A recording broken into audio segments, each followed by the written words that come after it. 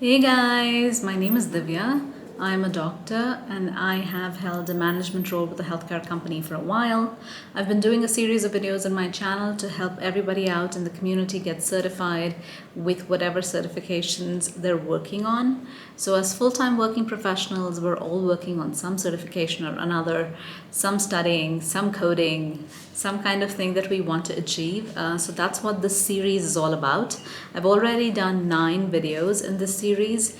It is how to study for certification exams, and this is the 10th. This is the 10th and probably the last video in this series, unless I remember something I forgot. And yes, those things happen, when we're making videos and we're scripting for all of this. Sometimes we do forget that there are things that we wanted to say, but we didn't say them. So this is my 10th video, as I said, hopefully my last. And I saved the best for the last. No, I'm just kidding.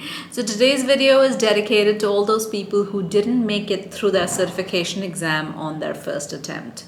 So what I'm really going to discuss today is what are the tips and how do you study for your certification exam if you failed the first time around. So let's get right into it. Tip number 1, take a break. So I know that you feel like you don't deserve a break because you failed, but it was hard work. And these things happen on a certification exam, especially when the passing percentages are really, really low. So don't get bogged down by it, guys. I know that it's easier said than done, but I think that you should take a break and you should just mull over what happened and try to get things out. Take a week, take a couple of weeks. It really depends on your work schedule and how busy you are in your life, because you do want your brain to relax a little bit, just a teeny tiny bit, right? Because relaxation helps. It helps in terms of studying and starting all over again. So please take a break and then you see what to do. Tip number 2, self-reflect. So this is a loaded word, a loaded expression, and it means lots of things. So one of the things that I would look at is your score report. If your certification exam gives out a score report and where you went wrong, I think it is helpful to look at it. I know that these score reports aren't elaborate most of the times. I know that they don't want to give away all their questions, all their sections, all the answers, but just take a look at it. Let's just see what it has to say and work from there, move on from there. So this is what I mean by self-reflect. We're really looking at, what the score was and what to do from there on.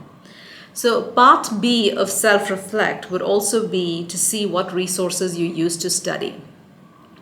If you think they were brilliant resources, they were great, just continue using them.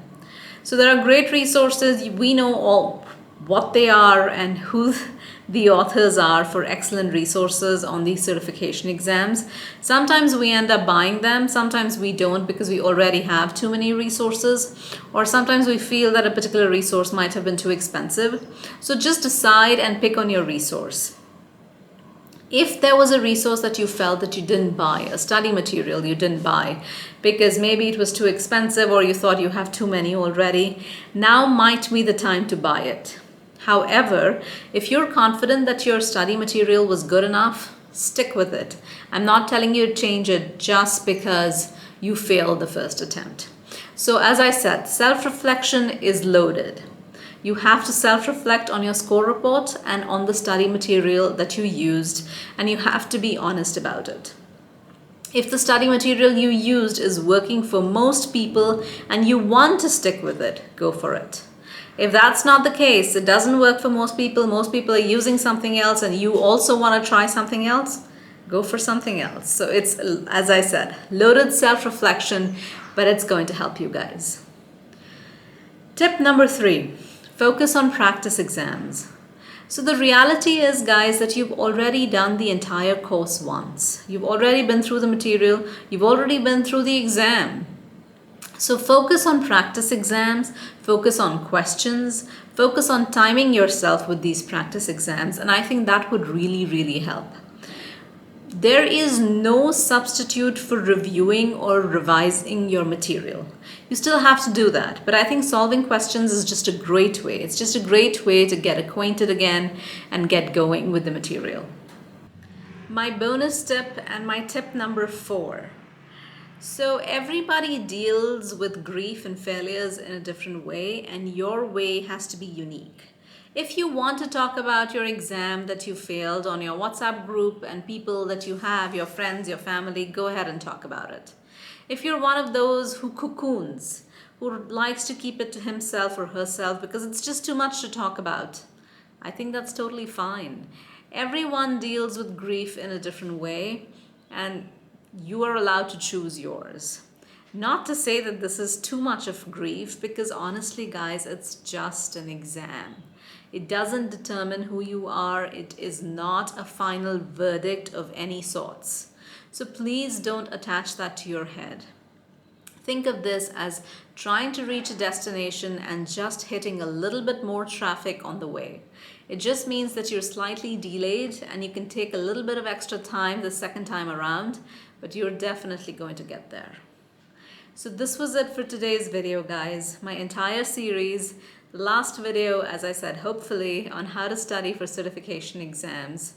And I hope that this series is helping you. If the series is helping you, please take a moment to subscribe to my channel and share or like this video. It would keep me motivated. Thank you so much for watching.